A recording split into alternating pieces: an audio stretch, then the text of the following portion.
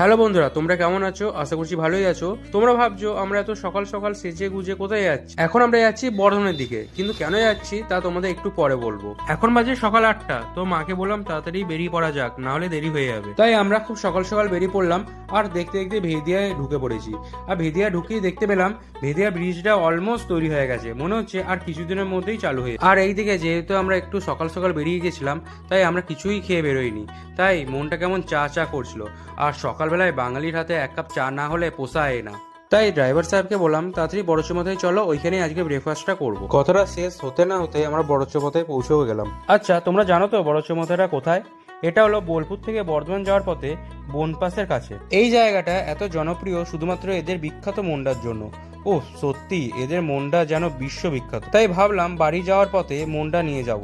হ্যাঁ, আর একটা কথা বলতে ভুলেই গেছি, তোমরা যদি বর্ধমান থেকে বোলপুর আসো কোনোদিনও, তাহলে এখানকার চাটা অবশ্যই খেও। এখানকার চা সত্যি খুবই ভালো। ওই যে বললাম বাঙালিদের এক কাপ চা ছাড়া চলবেই না, তাই আমি এক কাপ চা নিয়ে নিলাম। বেশ, চলো এখন আমরা ফিরে যাই আমাদের সেই গন্তব্যস্থল মানে বর্ধমানের দিকে। তোমরা হয়তো ভাবছো আমরা বর্ধমান দিকে কি করতে যাচ্ছি বা কেনই বা যাচ্ছি, সবই দেখাবো, একটু দাঁড়াও, সব দেখতে পাবে তোমরা। আমরা একটু আগেই বড়চমাথা থেকে বেরোলাম আর এখন তালি ঢুকে পড়েছি।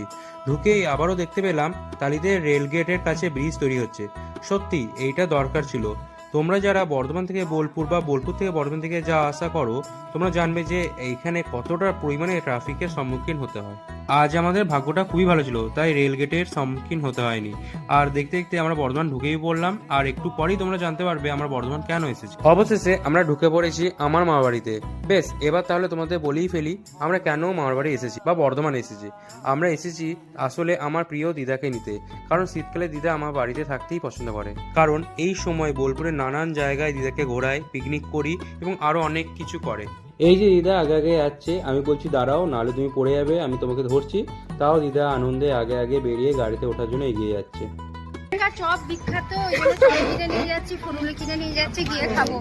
আমি বেড়াতে বোলপুর। আচ্ছা, আমরা আজ অনেকদিন পর মামার বাড়ি এসেছি, তাই দিদার বসার জায়গাটা ঠিক করে রেখে মামি ও বোনের সাথে কিছুক্ষণ গল্প করলাম। ও এমন করলে ভয় লাগছে।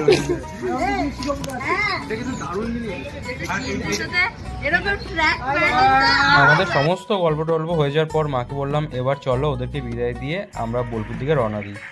মাও উঠে পড়লো গাড়িতে, আর কিছুক্ষণের মধ্যে আমরা বোলপুর পৌঁছে যাব। এই যে গাড়ি এখন রওনা দিয়ে ফেলেছে বোলপুরের দিকে, আর আমরা কিছুক্ষণের মধ্যেই বোলপুর পৌঁছে যাবো। এরই মধ্যে দিদাকে জিজ্ঞেস করলাম তোমার কেমন লাগছে আমাদের বাড়ি যেতে। দিদা বলছে দারুণ লাগছে, কতক্ষণে বাড়ি পৌঁছাবো। দেখতে দেখতে অজয় নদী পেরিয়ে কিছুক্ষণের মধ্যেই বাড়ি ঢুকে পড়বো। আর এই যে বাড়িতে চলেও এলাম।